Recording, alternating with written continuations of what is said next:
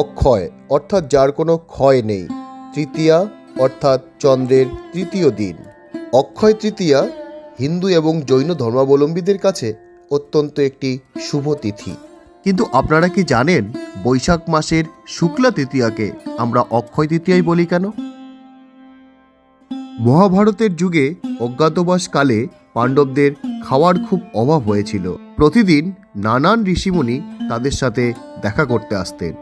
এমতো অবস্থায় যুধিষ্ঠির সূর্য দেবতার শরণাপন্ন হলেন। সূর্যদেব যুধিষ্ঠিরকে একটি অক্ষয় পাত্র দিলেন। প্রতিদিন সবাই না খাওয়া পর্যন্ত সেই অক্ষয় পাত্র কোনোদিন শেষ হতো না। মহা আনন্দে সকলের দিন চলতে লাগলো। এমনই একদিনে দ্রৌপদীর খাওয়ার শেষ হওয়ার পর ঋষি দুর্বাসা এলেন অন্ন গ্রহণের জন্য। দ্রৌপদী পড়লেন মহা বিপদে। এমন সময় কৃষ্ণ এসে সেই অক্ষয় পাত্রের নিচে লেগে থাকা একটি ভাতের কণা মুখে দিলেন। সাথে সাথেই দুর্বাসা মুনি এবং তার শিষ্যদের পেট ভরে গেল। পাণ্ডবরাও অভিশাপ থেকে মুক্তি পেলেন। তবে অক্ষয় তৃতীয়ার মাহাত্ম্য এখানেই শেষ নয়।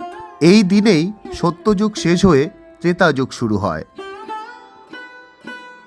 বিষ্ণুর অবতার পরশুরামও এই দিনেই জন্মগ্রহণ করেছিলেন।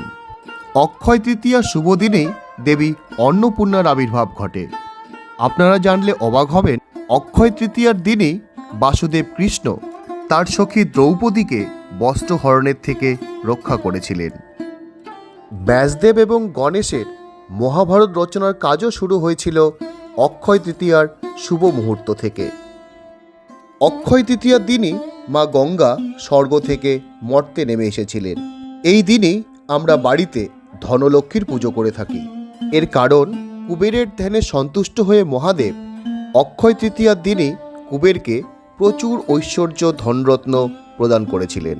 বদ্রী, গঙ্গোত্রী, যমুনোত্রীর দরজা 6 মাস বন্ধ থাকার পর অক্ষয় তৃতীয়ার শুভ তিথিতে পূর্ণার্থীদের জন্য দরজা খুলে দেওয়া হয়।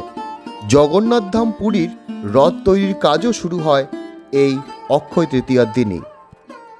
তাই এই তিথির গুরুত্ব অপরিসীম।